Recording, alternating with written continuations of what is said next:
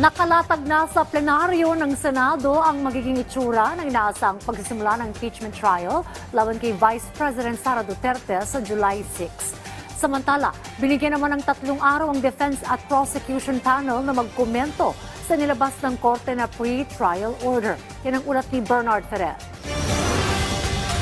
Ininspeksyon ni Senate President Sherwin Gatchalian ang plenary hall ng Senado bilang paghahanda sa nalalapit na impeachment trial ni Vice President Sara Duterte. Inayos na ang mga upuan ng mga center judges, gayon din ang mga upuan ng prosecution at defense panel. Inilagay na rin ang witness stand. May 150 upuan naman sa gallery ang inilaan para sa publiko. Meron tayong yung visitor management system, so doon sila magre-register.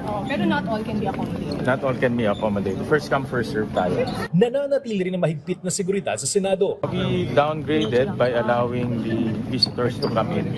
So pwede na yung visitors to come in. Pero heightened security.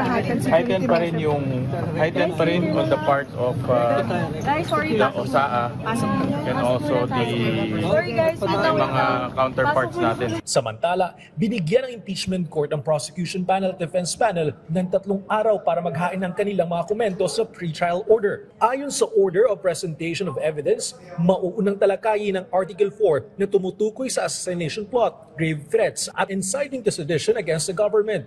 Nakatakdang tumagal ito ng 11 trial dates. Susundan ito ng Article 1 o misuse and misappropriation of confidential funds na may nakalaang 31 trial dates at Article 3 o bribery and corruption na may 8 trial dates. Huling didinggin ng Article 2 o unexplained wealth na may nakalaang 12 trial dates. Nakasaad din sa pre-trial order na Filipino at English ang gagamiting mga wika sa paglilitis. Nakalista ang 57 witnesses para sa prosecution panel at 45 naman para sa defense panel. Nakataktang magsimula ang paglilitis sa July 6, alas 2 ng hapon. Gaganapin ito tuwing Lunes, Martes at Miyerkules hanggang July 27. Pagkatapos ito, ipagpapatuloy ang mga pagdinig tuwing Martes, Miyerkules at Huwebes alas 3 ng hapon hanggang matapos ang impeachment trial.